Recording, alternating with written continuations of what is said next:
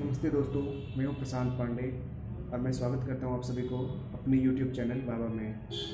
दोस्तों, मैं आप सभी से एक टॉपिक के ऊपर डिस्कस करने वाला हूं और उसके बारे में बताने वाला हूं। जैसे हमें ऑनलाइन शॉपिंग क्यों नहीं करना चाहिए, उसके बहुत ही कुछ खास रीज़न हैं। जैसा कि जो ऑनलाइन कंपनी होती है जैसे फ्लिपकार्ट, अमेजन और भी बहुत सारी कंपनियां हैं जो ऑनलाइन डिलीवरी करते हैं, आपकी जगह पे लाके पहुंचाते हैं, आपके घर तक आपका सामान आपके घर तक पहुंचाते हैं। लेकिन पता है उन सब कंपनियों में एक कॉरपोरेट्स होता है जो कि इधर का पैसा गेन करके वो विदेश लेके चला जाता है और फिर यहाँ के लोगों को कुछ फ़ायदा नहीं होता है। तो मैं कहना चाहता हूँ कि हमें कुछ ज़रूरत की सामान जो होती है, जो हमारे बाज़ार में अवेलेबल हो, मौजूद हो, हम वहीं से लें, क्योंकि उसका सीधा फ़ायदा हमारे देश में होगा, दिखेगा। जैसे हम लोग एग्जांपल लेते हैं कि कोई कपड़ा ख़रीद रहे हैं तो हम लोग ऑनलाइन कंपनी से मंगवाते हैं, ना ही उसको हम जानते हैं, ना ही पहचानते हैं, ना ही वो हमें जानता है, ना ही पहचानता है, और हम बस उसके ऊपर विश्वास करके ले लेते हैं। ये होता है अक्सर। और ये बात बताते हुए मुझे एक बाबा की बात याद आ गई है जो मैं आप सभी से शेयर करना चाहता हूँ। तो एक छोटी सी क्लिप है, कहानी है जिसको मैं बताऊँगा आपको। एक शहर में एक दादाजी और दादी रहते थे और उनका पोता बाहर में पढ़ाई करता था। तो एक दिन क्या हुआ कि उनका पोता कोई काम से अपना घर उनका आना हुआ। जब वो घर आए अपना, तो दादाजी से मिले, दादी से मिले, प्रणाम किए। तो उन्होंने देखा कि उनके दादाजी कुछ खास रिस्पॉन्स नहीं कर पा रहे हैं क्योंकि वो अपने काम में व्यस्त हैं।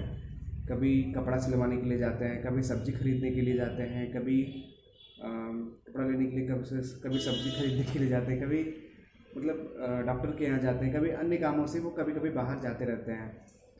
तो उनका पोता जब देखा तो अपने दादाजी से बात किया और बोला, दादाजी आपकी उम्र भी हो गई है और आप इतना क्यों परेशान हो रहे हैं? आजकल के ज़माने में सब कुछ ऑनलाइन होता है और आप भी ऑनलाइन सामान खरीद सकते हैं। आप जो कपड़ा लेने के लिए जाते हैं, कपड़ा हमारा ऑनलाइन पहुंच सकता है, खरीद सकते हैं हम।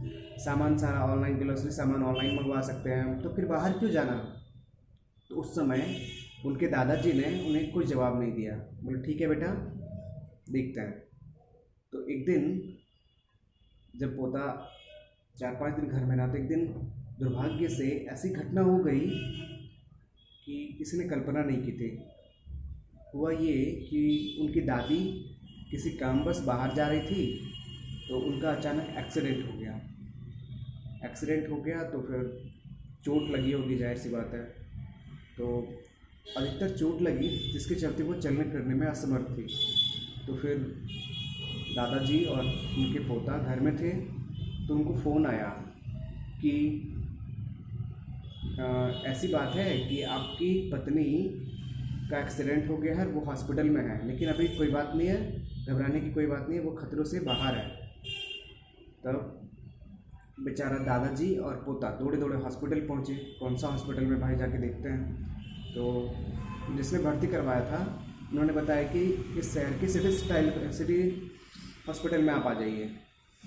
तो जब दादाजी और पोता सिटी हॉस्पिटल पहुँचे तो वहाँ पे देखा कि दादाजी जिस सब्जी वाला से सब्जी खरीदते थे वो भी वहीं बैठा हुआ था, जिस डॉक्टर से वो दवाइयाँ लेते थे वो भी वहीं बैठे थे, जहाँ से वो कपड़ा खरीदते थे वो भी वहीं बैठा था।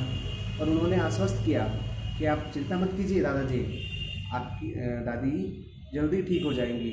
हम लोगों ने जब एक्सीडेंट हुआ देखे तो हम लोगों ने क्या किया, उनको सबसे पहले हॉस्पिटल में भर्ती कराना समझा और उसके बाद आपको बताना समझा।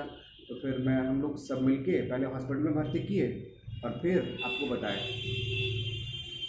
तो दादाजी ने अपने पोते से कहा, देखा बेटा, यही होता है इंसानियत, क्योंकि जो लोग समझते हैं वैसा कुछ होता नहीं है।